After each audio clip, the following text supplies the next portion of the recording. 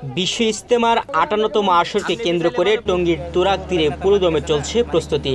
এই কাজে স্বেচ্ছাশ্রম দিতে গাজীপুর, ঢাকা ও আশপাশের এলাকা থেকে ছুটে আসছেন বিপুল সংখ্যক মুসল্লি। দলে দলে ভাগ হয়ে নানা কাজে ব্যস্ত দিন কাটছে তাদের।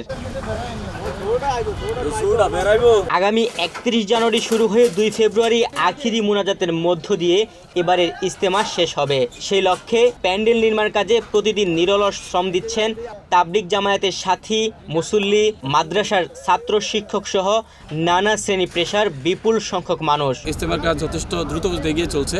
আশা করা যায় ইজতেমার বহু পূর্বে এই কাজ পরিপূর্ণ হয়ে যাবে। তারপরে যদি কোনো কাজ বাকি থাকে সেই কাজের জন্য তো আমরা ইনশাল্লাহ আমাদের মতো সাধারণ মানুষ প্রতিদিন আসতেই আছে এবং সামনে ইনশাল্লাহ আরও আসতেই থাকবে। আমরা প্রতি বছরই কাজে আসি, প্রতি বছরই এখানে কাজ করে যে আজকে আসছি। আজকে ইনশাল্লাহ ময়দানে অনেক লোক কাজ করতেছে, প্রায় ৪-৫ হাজার লোক কাজ করতেছে। কারণ সময় তো অতি কম, অনেক কম সময়, এর মধ্যে ইনশাল্লাহ হয়ে যাবে। চলতেছে সবাই একবারে সচেষ্টায়, কোনো কারো জোরাজুরি নেই, কিন্তু সচেষ্টায় পুরোদমে কাজ চলতেছে। আলহামদুলিল্লাহ প্রতিদিন এরকম লোক আসতেছে। আর শুক্রবার শনিবার একটু বেশি হয়, কারণ অনেক অফিসারগুলো বন্ধ থাকে, আপনার মাদ্রাসাগুলো বন্ধ থাকে, ওই ছাত্ররা ছুটির দিনে লোকজন বেশি হয়। সরেজমিন দেখা গেছে বিশ্ব ইজতেমায় আগত মুসল্লিদের থাকার জন্য তুরাগ নদীর তীরে প্রায় ১৬০ একর জমির উপর বিশাল চটের প্যান্ডেল তৈরি করা হচ্ছে। একই সঙ্গে মঞ্চ নির্মাণের কাজও এগিয়ে চলছে। মাঠের উত্তর পশ্চিম কোণে টিনের চালা দেওয়া হচ্ছে। ইজতেমায় আসা মুসল্লিদের সুবিধার্থে খাবার পানি, অজুখানা, গোসলখানার সংস্কার সহ নানা রকমের কাজ করা হচ্ছে। কাজ করার জন্য আসি, তো কাজ করার জন্য আমরা যখন আসি তখন আমাদের মনে অনেক আনন্দ লাগে। তো আল্লাহর জন্য আমরা কাজ করি, আখিরাতের জন্য কাজ করি।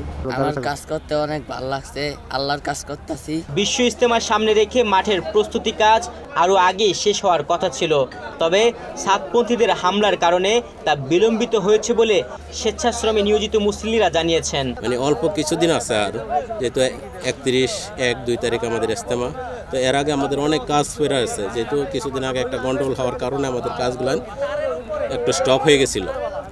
এই স্টপ হওয়ার কারণে আমাদের ইজতেমার ময়দানে বহুত কাজ পড়ে আছে। এই কাজগুলো আমাদের কিছুদিনের মধ্যে আমরা ১০-১৫ দিনের সময় আছে, ১০-১৫ দিনও না, ১২-১৩ দিন সময় আছে। ১২-১৩ দিনের ভিতরে আমাদের এটা সমাপ্ত করতে হবে।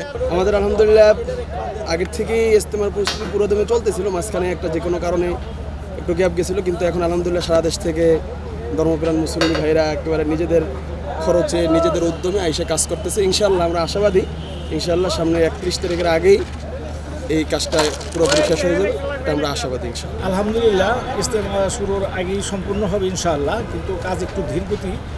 আপনারা জানেন এখানে একটা বিশৃঙ্খলা হয়েছিল, কিছু সন্ত্রাসী বাহিনী এখানে সন্ত্রাসী কর্মকাণ্ড চালানোর পরে গত ১৮ তারিখে এই কাজটা সাময়িকভাবে একটু থেমে গিয়েছিল।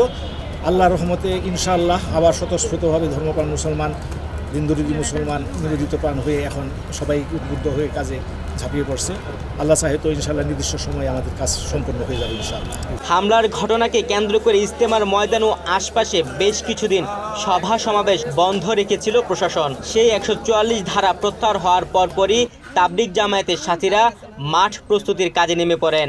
দেশের বিভিন্ন এলাকার সাথীরা মাঠের কাজ গুছাচ্ছেন বলে জানিয়েছেন সুরায়ে নেজামের মিডিয়া সমন্বয়ক হাবিবুল্লাহ রায়হান। গাজীপুর মেট্রোপলিটন পুলিশ এর পক্ষ থেকে ইজতেমার মাঠ এবং আশপাশে ৩ কিলোমিটার জুড়ে ১৪৪ ধারা জারি করা হয়, যেটা গত ২রা জানুয়ারি ২০২৫ এটা উইথড্র করা হয়। এরপর থেকে আমাদের সাথীরা নিয়মতান্ত্রিকভাবে আবারও আমাদের আনেওয়ালা ইজতেমাকে সামনে রেখে মাঠ প্রস্তুতির কাজে নিয়োজিত হয়েছেন। ইজতেমা শুরুর আগে পুরো মাঠের কাজ শেষ হবে এমনটাই প্রত্যাশা মুসল্লিদের। তুহিন ভুইয়া, বাংলাদেশ প্রতিদিন।